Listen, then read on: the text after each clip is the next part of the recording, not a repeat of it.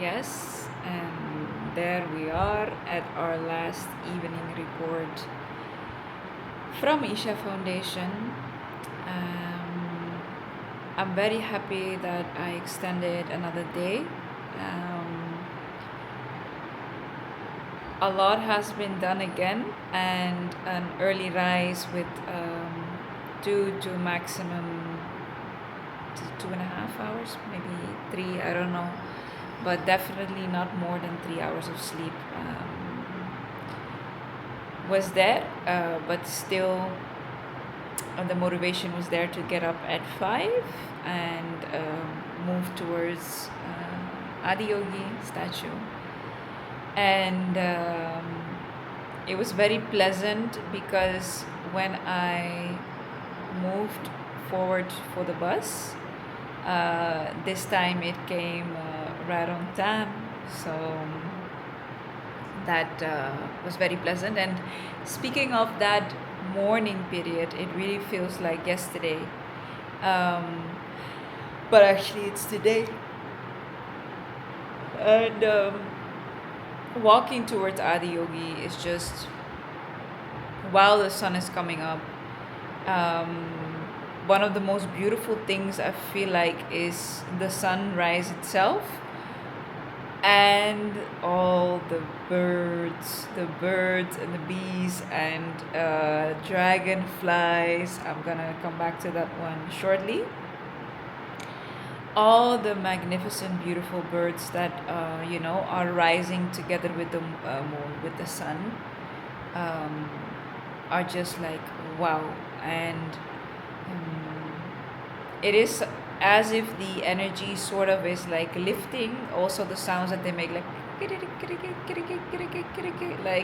literally something is lifting up, and that over here you could really sense, especially around the apartment area, because when you look around you, you just see curves of mountains, and it feels very open and it feels very wide, and somehow you can then get a better taste or a better feeling of it.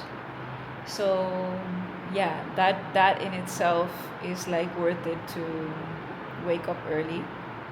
And then we haven't even come to Adi Yogi yet.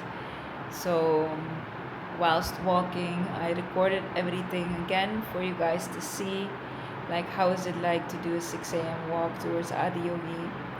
And it's very pleasant because A, it's not hot, and B, there are very less people. So, and of course the beauty speaks for itself, around everywhere. Oh yeah, and another beautiful thing they have at the main gate area, they have the bulls or the cows, and they were all waking up, and I also filmed them, and they were like eating and like still sleepy. So it was so cool to see that, and the caretakers were showering them. Like it was so beautiful to see, and they also put I forgot the name now, because obviously a lot has happened. But whenever you put the like the tikka and the gray, I forgot the name. They also put this and paint this on the bulls, the cows, and the way that they just are waking up, and then the way that they look at you also, because they see me walking with the camera, but then to say good morning to them, and you really have contact with them, it's like they really do see you. Like I don't know what they're thinking, but for me it's like awesome to give some love. And that was already like so magnificent. And then walking towards Adi Yogi statue, I've noticed way more things than the first time.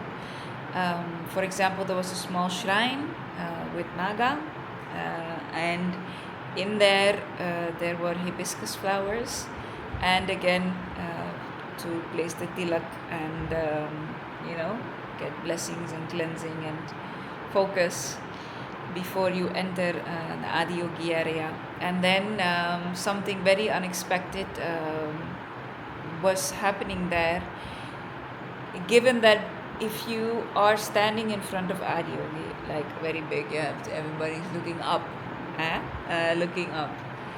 If you look down, then you have your saptarishis. And within that saptarishis, there is a square, relatively small in accordance to the statue itself, but actually pretty big if you don't take it relatively to the statue.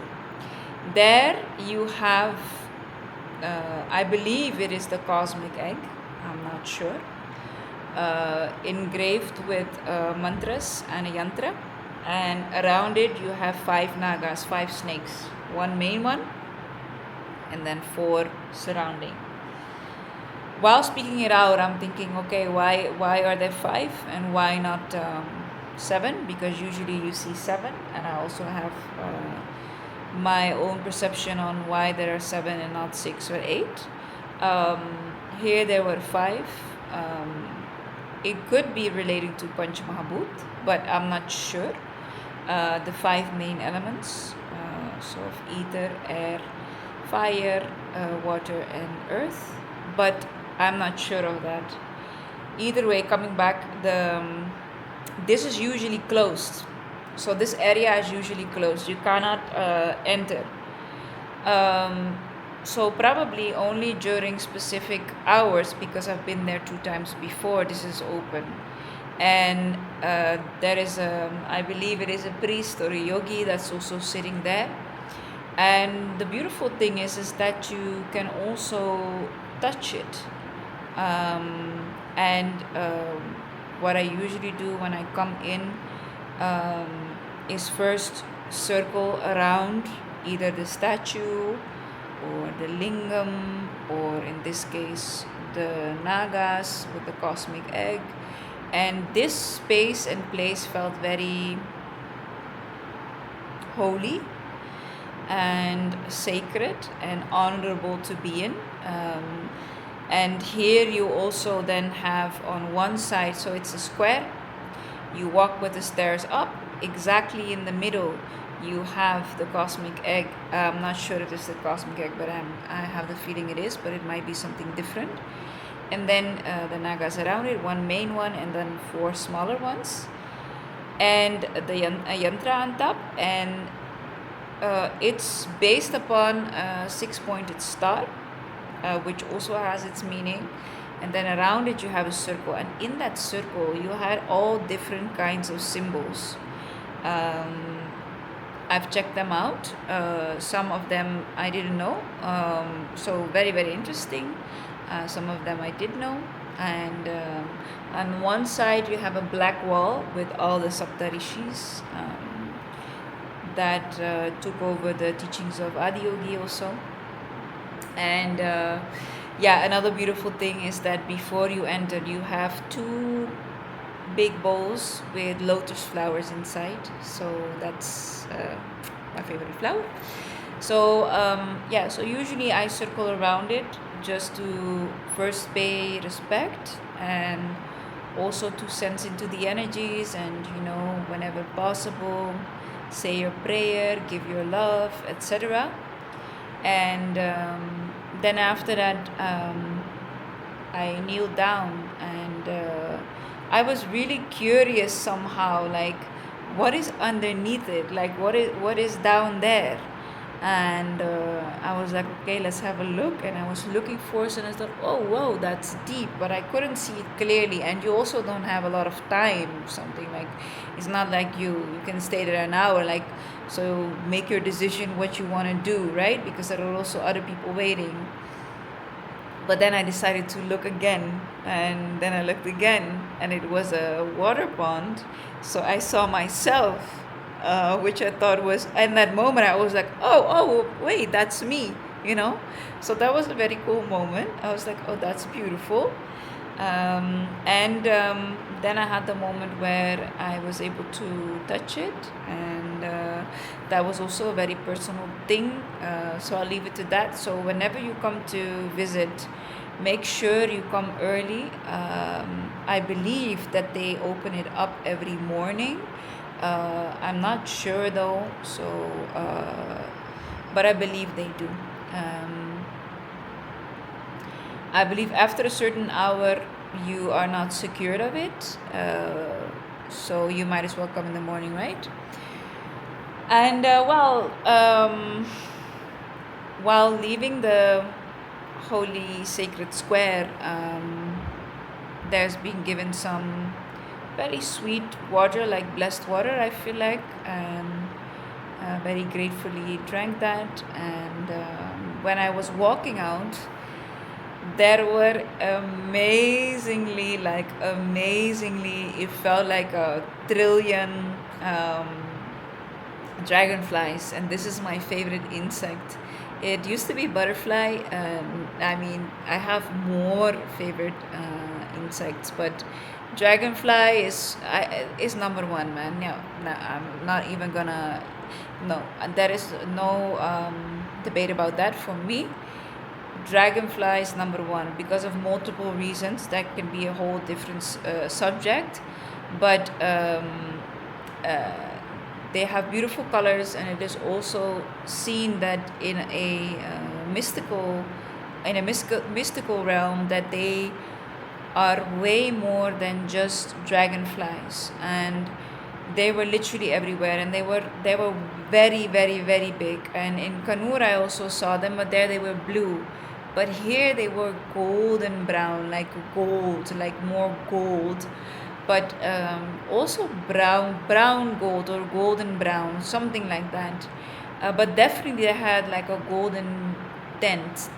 And very interesting that there were two big ones also, and it seemed like they were stuck on each other flying. I tried to record it, but the way that they fly is so magnificently unpredictable that yeah, if you catch that on camera, especially with a small frame like this frame, should be very boss. Let's see, maybe I did capture it.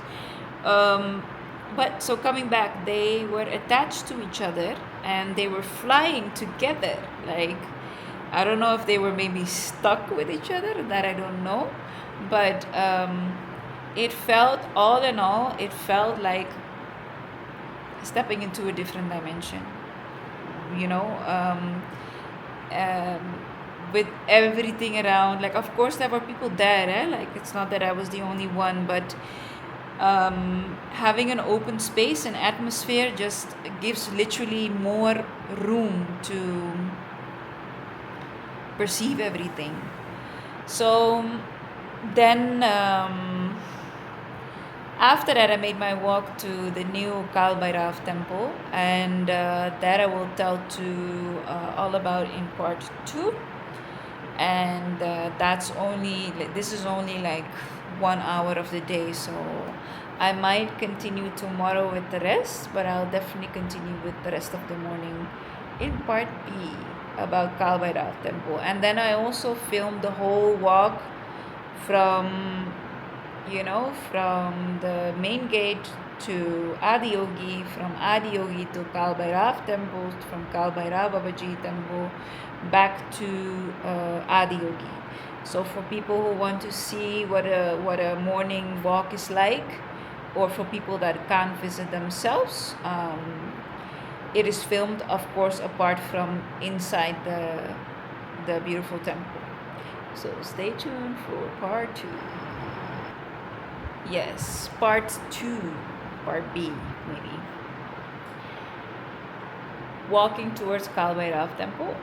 In the back of my mind, I thought it would be a little bit closer at first, but the walk itself was very pleasant, because it was as if the sun was walking along with me and rising along with me. And the Adi Yogi area is open, right? There are no trees. But when you walk towards the parking area, there was already a party going on, like party music going on. I think I also filmed it, like very loud Indian, almost like kind of like gypsy music, like hardcore party tunes. um, which put a smile on my face, and like I was like, awesome, this early. Right. And yeah, so then after the parking area, you come into a more foresty, not foresty, but like there are trees. Let's just keep it to that. There are trees. So as I got closer to the Kaal Bhairav temple, there the like if the sun is moving through the trees, then you get some sparks of light, and then it goes again, some sparks of light, and it goes again, and it felt very soft because it's so early. So that part was very pleasant also. And then I saw the structure of the temple, and it's very interesting. I think I've never seen a statue of Kaal Bhairav Babaji like this. Very different, like and then also inside there is a lingam, but a different kind, I feel like, a black one. And this is something that you should come and visit to for yourself, to visit and to experience. For me, it is again like a powerful place, and it also felt very clean, like very clean still, because maybe also it is very new. So it has this combination of holiness, but then yeah, this is actually pretty unique. Wait, so it has a combination of this of a classical like temple, and usually temples are very old, right? Usually they are maybe at least a couple of 100 years old, and this is of course new, being built. And that's a very interesting thing about it, is that it has something ancient, but it also has something very new, and that's why I feel like it has a very clean feel, you know. Yeah, like I hope that makes a little bit of sense. But yeah, so when you enter, first who you greet, I'm like 99.9% sure of it, but it might not be true. The first you greet and see is Bhairavi, is Devi Ma, and not Kaal Bhairav, but Bhairavi. And that I feel like is a very beautiful symbology, not gesture, symbology. And then after you enter the temple, and I feel like for this part I'm not gonna share too much, because the inside is something that you should just experience for yourself.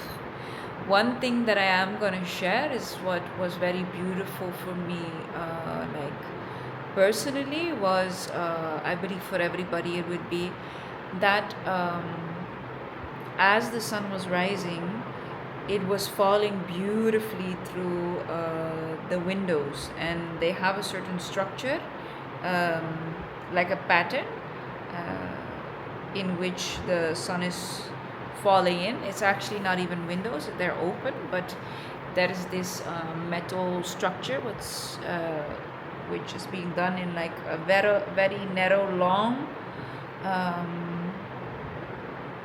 entry points, and there is less. I believe there are 4 of those around the triangle, oh sorry, square structure. And then of course you have your entrances, one in front and one on the side. But this is also very unique. Yeah, this is very unique, by the way, because usually temples don't really have this, right? Temples don't really have windows or open structures from the side.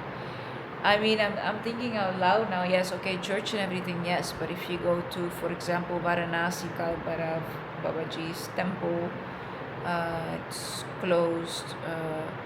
Usually it's also not this shape, like because the temple is a square shape. I don't know, it has something very unique. Let's just keep that part out of if temples have windows, yes or no. It feels very unique. They're like rectangular long, I believe maybe 3 meters high, 4 meters high, but narrow. And then you have your metal structure in that with a certain pattern, and through that there were two parts. Through that the golden sun rays were coming in, and that you only get at a certain timing, of course. So I would truly advise to go in the morning, let's say around, because Adi Yogi I've been, let's say around between 7 and 8:30, something like that. 7 and 8. Yeah, 7 and 8. Let's keep it to 6:30 and 7:30. No, 6:30 and 8. Damn, that's gonna be at 7.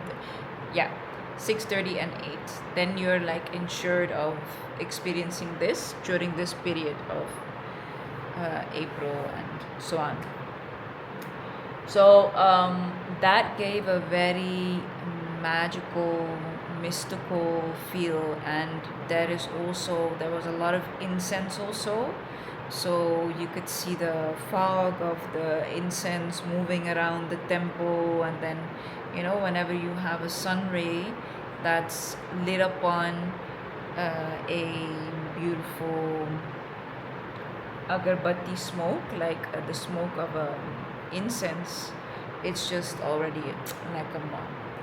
And another beautiful interesting thing is that the tikka that they place on the third eye is black, and it has a sort of like oily feeling, like kal also means black, right, apart from time. So that is also a very interesting unique thing, and it's very oily, so they also give you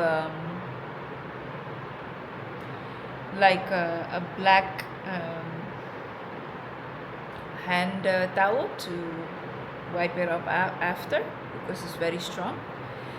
And yeah, then I made my walk back home very gratefully to meet some friends and have some coffee, and after that to do the precious seva that I got lucky enough to today to do again.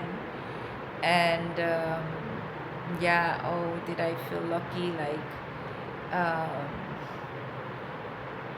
it's just beautiful to be able to sit there and to gift such beautiful, precious and holy things like rudraksha that people will keep forever, and that you can just share with all your love, like people get the coupons and then they give the coupons, and then you see them do their prayer and everything. And especially the kids I really love, like the way that they smile at you is like so genuine, and like they're really happy and they're curious about everything. They're like oh yeah, really really amazing. I encountered a lot of kids today, so that's another beautiful thing, that in accordance of yesterday was a little bit different. There were more adults, and today there were more kids, and there were even kids volunteering, so that was also very beautiful.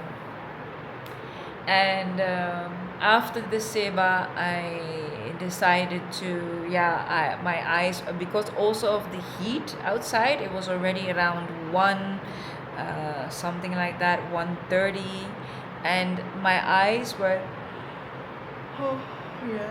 tiredness is kicking in, because I'm thinking about that heat again, and the combination of not sleeping and walking a lot. Like from the main gate, walking to Kaal Bhairav Babaji's temple would probably be, I guess, 30 minutes walk, so maybe 40.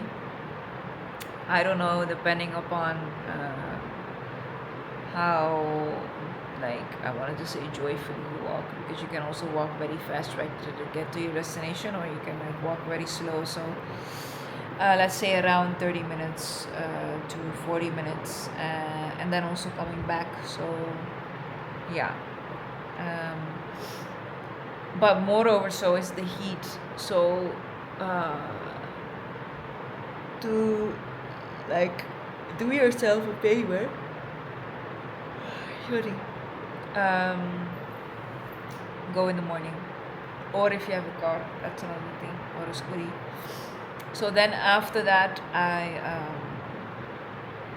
decided to go home and have a freshen up, so that for the other part of the seva, I would also be, not too tired, and be able to do everything with awareness and balance and everything. So yeah, that was another part that had happened after my freshen up, and I believe that I will share tomorrow, where I will do my post recap of the whole experience of Adi Yogi. And yeah, I also had a beautiful moment with the sunset at the area where the Surya Kund is, and where everybody is doing their meditation and their asanas. And um, yeah, that was also a very precious and beautiful moment. And I've chilled around the lotus pond again. And yeah, I'm happy that I can do the certain of last bits tomorrow, of things. For example, when you go to Dhyana Lingam, you have to leave certain things in a safe, right? Or at a place where they keep it, not a safe, but like a wardrobe, that type of thing, where you get a token. Um, I usually leave everything there then, because then you might as well leave everything apart from water. No, sorry, water also sometimes you can't bring in. Um, but then my wallet was also in there. But the beautiful thing is that for the Dhyanam Lingam, you can offer a lotus flower with a diya. So I was like, oh wow, I want to come back, and I want to do meditation, and I want to offer definitely the lotus flower. So that's something that I want to do. I want to go back to the volunteering area to say my goodbyes, and I want to maybe do another meditation. I want to say not bye, but want to go by Devi Bhairavi one more time, and just soak it all in and say my goodbyes. Not goodbyes, but farewell until the next time. So I'm happy that I will be able to carve out some time for that tomorrow. Um, when I'm looking at my bag, I'm like, oh shit, I bought some stuff, so I have to stack more. Um, but all in all, what I can already say, I already said it just now, I'm gonna come back. I don't know when. It's probably gonna be next year, but if it's really calling me deeply, then I will be coming back, maybe even this year. I have to see how everything rolls and flows, and where time takes me, and it's not only up to me where I go. So yeah, I'll let myself be surprised. For now, I'm signing off, and I'm gonna have an amazing sleep, because sleeping and resting over here is also very pleasant. So tomorrow I will tell about doing the seva at the food hall, which was also very interesting.